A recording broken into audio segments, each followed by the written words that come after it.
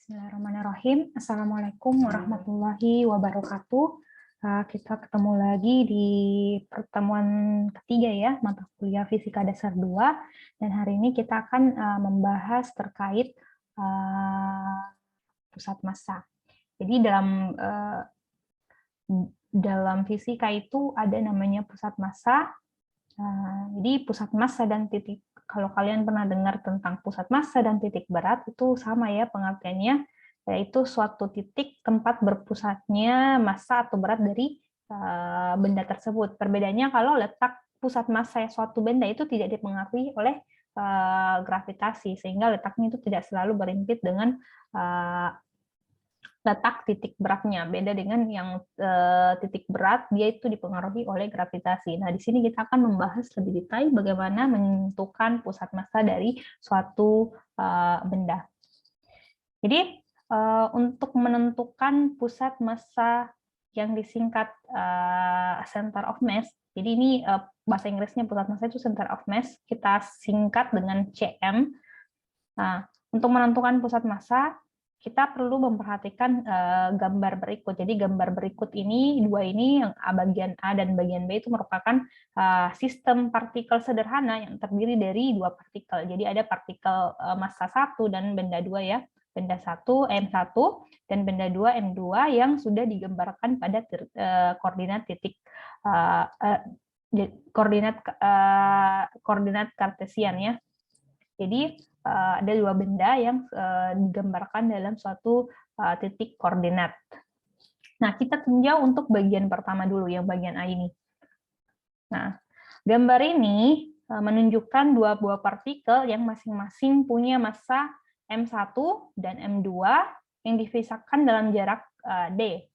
Nah, kalau kita buat titik asal koordinatnya, itu berhimpit dengan partikel M1, jadi kita buat titik koordinat, masih ingat kan titik koordinat, kalau kita gambarkan suatu koordinat kartesian, seperti ini ya, ini X, ini Y, dan ini titik asal, titik 0 ya, titik 0. Nah, kalau kita buat titik 0-nya ini atau titik asalnya itu berhimpit dengan partikel M1, seperti yang ini, maka lokasi pusat massa dari partikel M1 dengan M2, jadi M1 di sini, M2 di sini ya, itu dia adalah, ini kita tuliskan sebagai XCM. X itu karena dia dalam arah sumbu X saja, karena tidak ada arah dalam sumbu Y.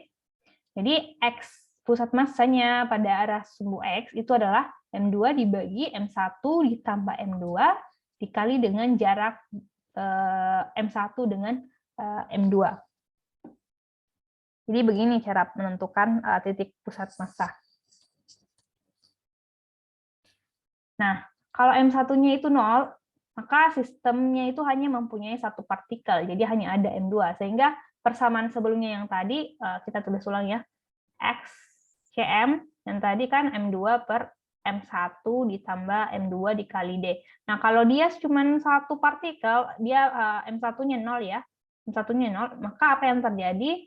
Berarti M2 hanya dibagi M2 dikali D. Ini M2-nya dibagi M2 berarti 1. Berarti XCM-nya itu akan sama dengan D. Titik musanya itu adalah jarak ini sendiri. Jadi artinya pusat massanya sistem ini terletak pada partikel M2.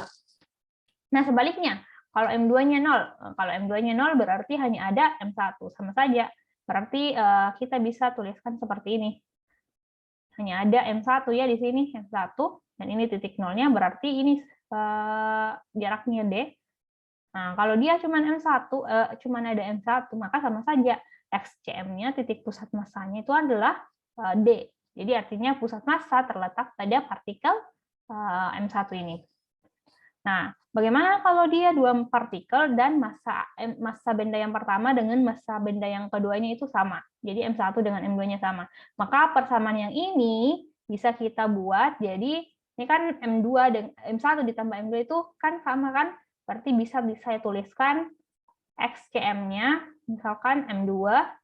Nah, M1 dan M2 sama, berarti bisa saya tuliskan 2 dikali M2 ya, dikali D. Ini kan mati. Jadi XCM itu adalah setengah jarak antara M1 dengan M2. Artinya pusat massanya terletak di tengah-tengah antara M1 dengan M2.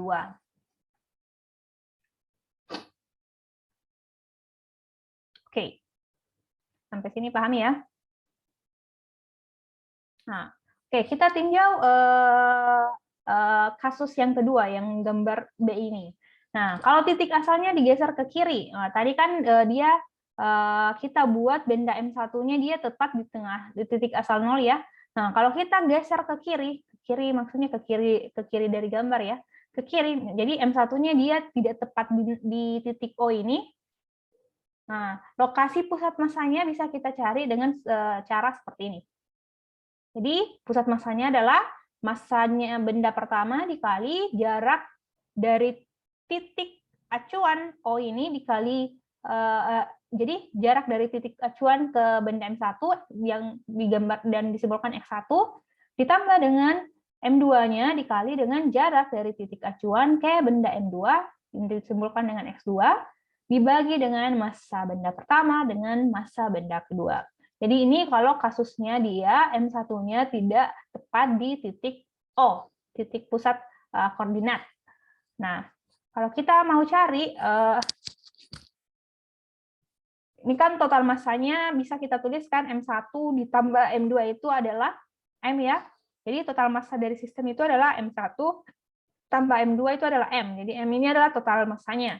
Jadi bisa kita tuliskan persamaan yang ini menjadi seperti ini ya. Jadi M1 M2-nya, M1 tambah M2-nya kita ganti menjadi M. Oke. Nah, bagaimana kalau sistemnya itu kan tadi yang kalau sistemnya hanya terdiri dari 2 partikel ya, hanya ada 2 benda. Nah, bagaimana kalau sistemnya terdiri dari banyak sekali partikel? Jadi misalkan N partikel ya, N partikel, maka total massa seluruh partikel itu bisa kita tuliskan sama dengan M1 ditambah M2 ditambah M3 tambah dan seterusnya sampai massa benda N ya. Nah, kalau dia N partikel. Nah, lokasi pusat massanya bagaimana? Tinggal kita gantikan tadi XCM-nya sama dengan M1 dikali jarak dari pusat koordinat ke benda 1 X1 ditambah M2 X2 ditambah massa benda Kn dan seterusnya ya sampai dengan massa benda Kn dikali dengan jarak dari pusat koordinat ke benda Kn dibagi dengan massa total sistem. Nah, kalau kita mau, ini kan terlalu panjang ya persamaannya, kalau kita mau sederhanakan, maka bisa kita tuliskan seperti ini. Titik pusat massanya sama dengan 1/m, ini M-nya dibawa keluar 1/m. Ini kan semuanya penjumlahan kan? Nah, kalau dalam secara matematis itu penjumlahnya kita bisa tuliskan sebagai sigma. Sigma I sama dengan 1 sampai N, M1 XI, di mana I-nya ini bisa diganti mulai dari 1 sampai N. 1, 2, 3, sampai N, tergantung jumlah partikelnya. Jadi kalau misalkan ada 5 partikel, berarti tinggal kalian tuliskan, misalkan ada 5 partikel ya, 1/m, berarti I-nya sama dengan 1 sampai 5, M, I, XI. Nah, ini tinggal kalian masukkan. M1, X1, ditambah M2, X2, ditambah M3, X3, tambah M4, X4, tambah M5, X5. Dibagi dengan massa totalnya. M1 tambah M2, tambah M3, tambah M4, tambah M5. Nah, ini kalau dia jumlah partikelnya atau jumlah bendanya itu adalah 5. Oke, kalau jumlah N partikel tadi terdistribusi pada ruang 3 dimensi, jadi kalau dia berada pada ruang 3 dimensi ya, maka pusat massanya itu kita hitung dengan persamaan berikut. Jadi kita masing-masing cari pusat massanya untuk arah sumbu X, sumbu Y, sumbu Z. Ingat ya, kalau arah 3 dimensi itu dia berada pada koordinat X, Y, ini ya, Y, dan Z. Jadi ada pusat massa untuk arah sumbu X, yang kita tuliskan seperti ini, XCM sama dengan 1/m, sigma M1 XI. Nah, arah pada sumbu Y, kita tuliskan seperti ini, dan arah pada sumbu Z. Nah, arah pada sumbu Z. Jadi kita masing-masing cari untuk pusat massanya untuk masing-masing arah sumbu X, Y, dan Z. Itu kalau dia berada pada ruang tiga dimensi. Kalau dia ruang dimensi, yang kalian perlukan itu hanya XCM-nya dengan YCM-nya. Jadi pada arah X dan Y saja kalau dia dua dimensi. Ini bedanya. Kalau tiga dimensi berarti yang kalian butuhkan ketiga titik ini, XCM, YCM, dan ZCM. Nah, contohnya. Ini contohnya ada 3 buah partikel dengan massa M1 1,2 kg. Ini ya, M1-nya berada di titik koordinat titik pusat koordinat. Jadi massanya 1,2 kg. Yang M2 itu adalah 2,5 kg. Dan yang M3 itu adalah 3,4 kg. Masing-masing diletakkan pada sudut segitiga sama sisi. Nah, sudut segitiga sama sisi berarti ini sudutnya semuanya sama ya, dan sisinya semuanya sama. Nah, seperti pada gambar berikut. Nah, kalau panjang segitiga itu adalah 140 cm, jadi ini 140, ini 140 cm, dan ini 140 ya, karena dia segitiga sama sisi. Nah, berapa pusat dari massa ketiga partikel tersebut? Nah, yang perlu kalian perhatikan baik-baik bahwa ketiga benda ini berada pada koordinat kartesian dua dimensi ya, ada X dengan Y. Berarti yang paling kalian cari adalah hanya XCM dan YCM-nya. Ini karena dia hanya dua dimensi. Nah, jadi hal yang pertama kalian lakukan, kalian tentukan semua variabel-variabel yang ada. Jadi partikel M1 tadi kan ada 3 partikel ya, ada M1, M2, dan M3. Nah, massanya berapa? Tadi diketahui massanya di soal ya, masing-masing 1,2 kg, 2,5 kg, dan M3-nya itu 3, kg. Nah, untuk posisi pada sumbu X, berarti ini kan tadi 140 cm ya, 140 cm, ini 140 cm, ini juga 140 cm. Nah, berarti bisa kalian lihat bahwa untuk benda M1 itu dia posisinya karena dia berada di pusat koordinat, itu berarti dia berada pada 0 cm ya. Dia 0. Nah, kalau benda M2 jarak dari pusat koordinat ke M2 itu adalah 140 cm. Makanya kita tuliskan di sini 140 cm. Nah, kalau M3-nya itu berarti kita tarik dari titik koordinat ini ya. Nah, atau bisa kita tarik garis putus-putus ke bawah, dan ini M3-nya yang di sini. Jadi dari pusat massa ke M3 dia 140 dibagi 2 ya. Jadi 70 cm. Nah, bagaimana kalau dia dalam arah sumbu Y? Nah, kalau sebentar ya saya jelaskan untuk arah sumbu Y.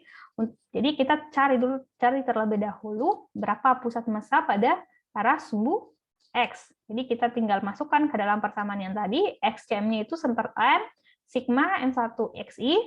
Nah, ini karena ada 3 benda, berarti M1X1 ditambah M2X2 ditambah M3 dikali X3 per total massa dari ketiga benda ini.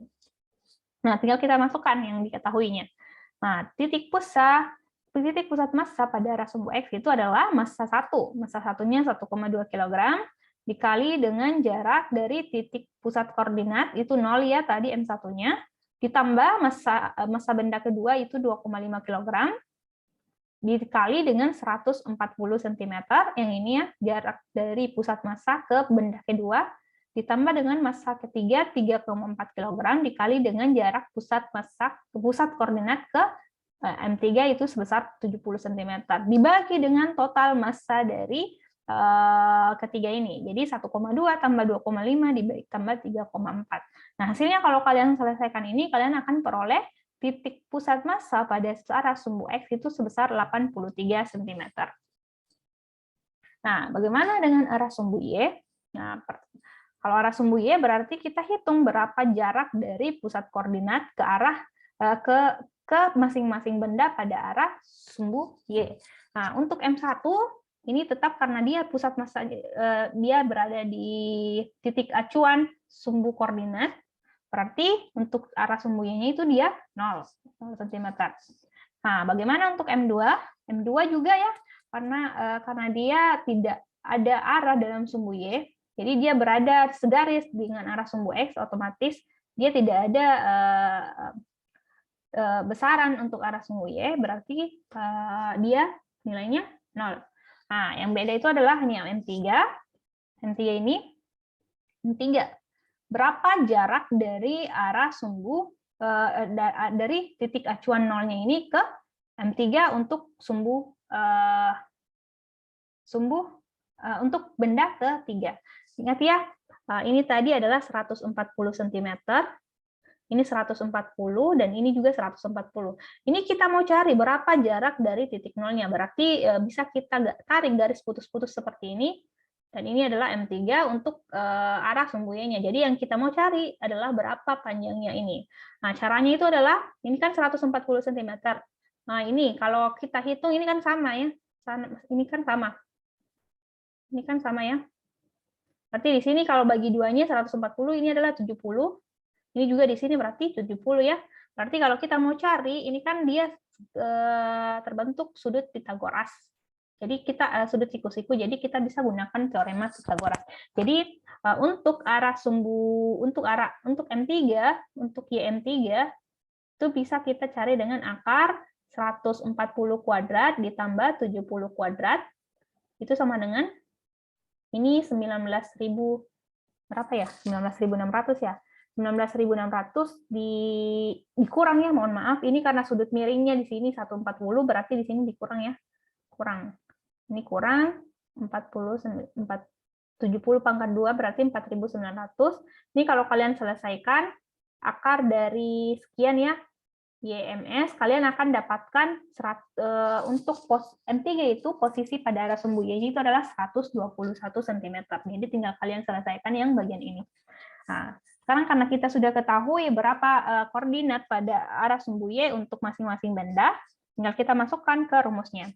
Jadi untuk titik pusat massa pada arah sumbu Y, M1 dikali Y1 ditambah M2 dikali Y2 ditambah M3 dikali Y3 dibagi dengan total massa untuk ketiga jenis benda.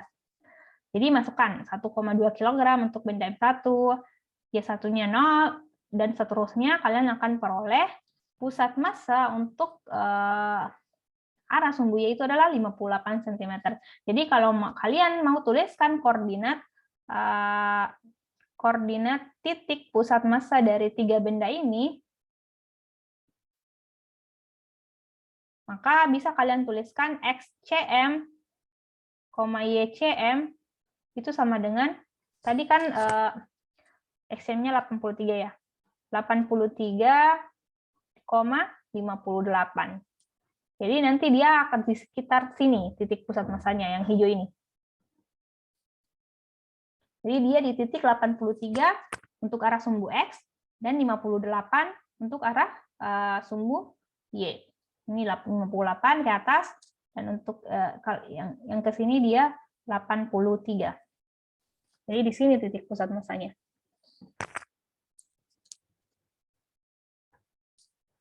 Oke, itu tadi contoh soal terkait pusat massa.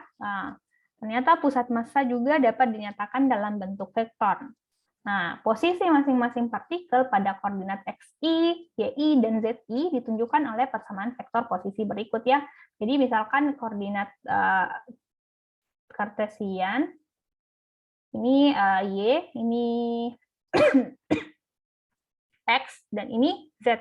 Nah, itu kalau vektor satuan untuk ketiga jenis koordinat ini Y itu vektor satuannya adalah J, X itu vektor satuannya adalah I, dan Z itu vektor satunya adalah K. Makanya di sini untuk misalkan ada suatu titik pusat massa di sini, maka RI-nya itu bisa kita cari dengan seperti ini. XI dikali I ditambah YIJ ditambah ZIK. Jadi ini namanya vektor satuan ya, yang IJK.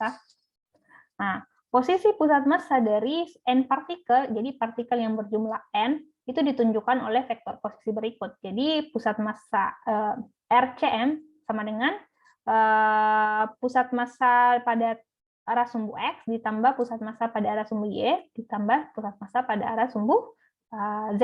Sehingga bisa kita tuliskan, kalau kita sederhanakan ini, RCM-nya sama dengan 1/M sigma, MI, RI, I-nya itu dari 1 sampai N. Nah, dari persamaan yang ini kita peroleh ya, RCM itu sama dengan M1, R1 ditambah M2, R2 ditambah M3, R3, dan seterusnya untuk jumlah partikel N. Untuk jumlah partikel sebanyak N ya. Nah, kalau kita turunkan ini kan vektor posisi ya. RCM itu adalah vektor posisi.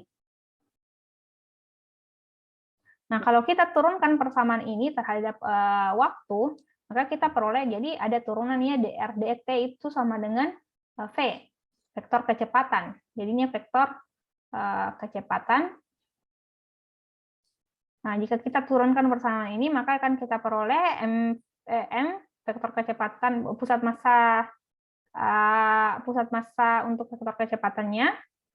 Jadi sama dengan M1V1 ditambah M2V2 ditambah M3V3 ditambah dan seterusnya ya, sampai dia benda ke N.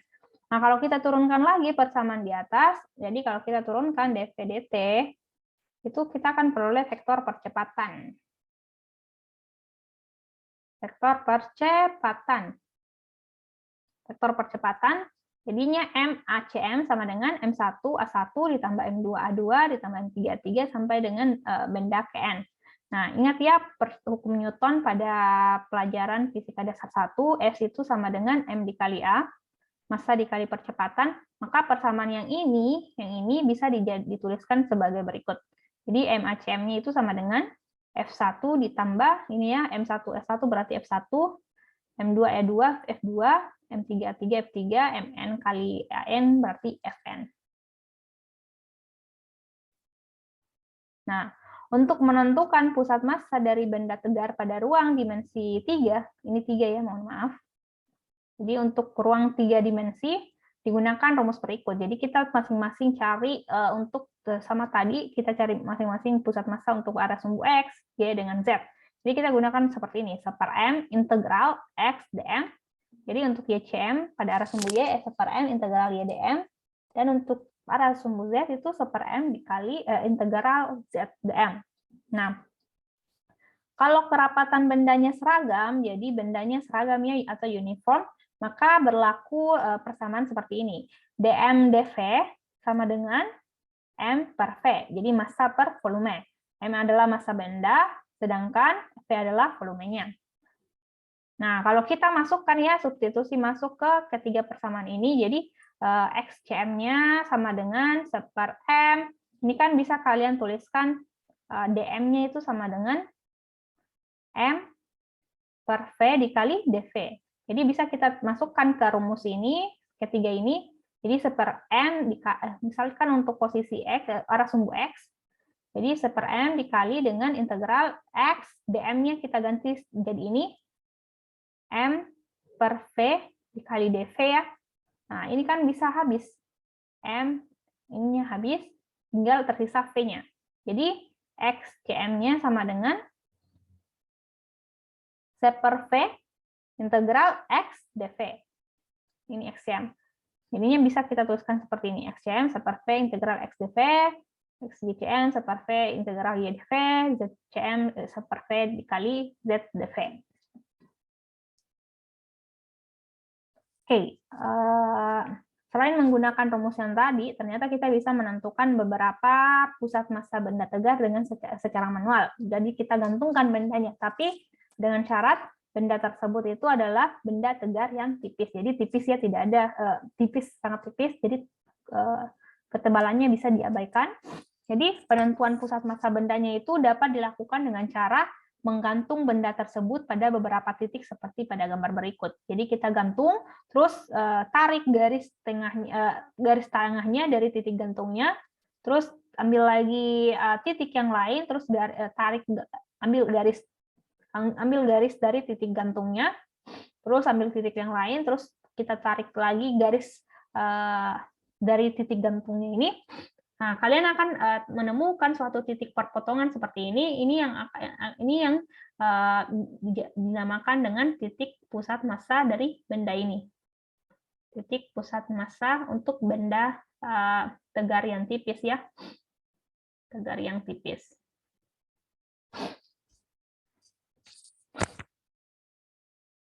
Oke, selanjutnya latihan. Ini bisa kalian kerjakan. Kalian coba kerjakan untuk mengetahui pemahaman kalian mengenai apa yang sudah saya sampaikan tadi. Jadi diketahui 3 buah partikel massa seperti pada gambar berikut ini ya. Ada 3 buah massa. Jadi M1-nya 3 kg, M2-nya 8 kg, dan M3-nya 4 kg.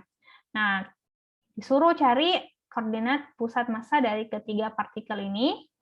Terus yang kedua, apa yang terjadi jika massa yang terbesar, ini ya massa 8 kg, secara berangsur-angsur diperbesar. Jadi apa yang terjadi kira-kira kalau massa yang 8 kg ini semakin diperbesar. Oke, ini latihan kalian, silakan kerjakan selama sisa waktu yang ada, dan kalian kumpulkan melalui Google Classroom. Oke, sekian perkuliahan hari ini. Silakan dikerjakan latihannya dengan baik. Jika ada hal yang kurang dimengerti, silakan ditanyakan melalui WA Group ataukah komentar melalui Google Classroom. Terima kasih sudah menyimak sampai akhir. Saya ucapkan Assalamualaikum warahmatullahi wabarakatuh. Sampai jumpa untuk pertemuan berikutnya.